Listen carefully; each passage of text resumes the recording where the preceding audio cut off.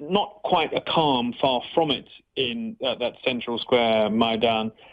We went down there about an hour and a half ago. What's interesting is the numbers have certainly dwindled. We're not talking about thousands of people crammed into that space. It's lesser numbers.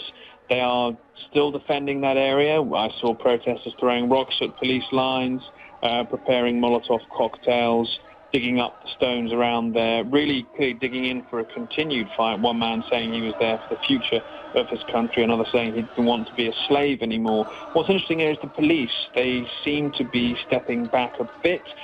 Some of the ones we looked at were pretty tired. They were sort of slumped against the wall. The ground that the protesters hold seems to be reducing. A lot of the police pushes last night may have been designed to kind of confine them into a slightly smaller space.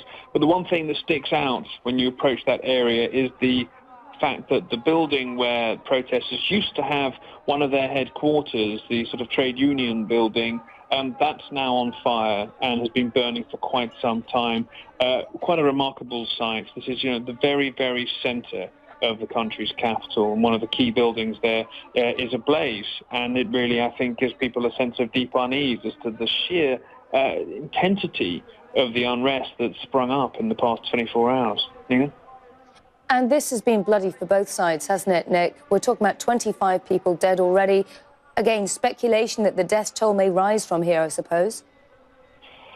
Possibly. It's hard to tell. I think a lot of people actually are kind of aghast at the scale of the violence we've seen. We've seen people killed in clashes in the past few months here, but nothing like this scale. I had people show me pellets they said they'd found that they claimed had been fired at protesters. A man showed a rubber bullet which had blood on it still. It's hard to know where these weapons come from or where this ammunition emerged from, but certainly there's a sense amongst protesters that they're defending themselves against a much better resourced police force here. The question really is, how does this stop? We've seen really, I think, in many ways, unrealistic attempt at trying to negotiate between the president and the opposition. The opposition were very dismissive of it afterwards, and it appeared that, according to them, the only thing the Ukrainian president wanted to do was to push them into denouncing the radicals in their midst. So there's no suggestion at this point that the Ukrainian president feels he's about to back down. This standoff has gone in a sort of sine wave of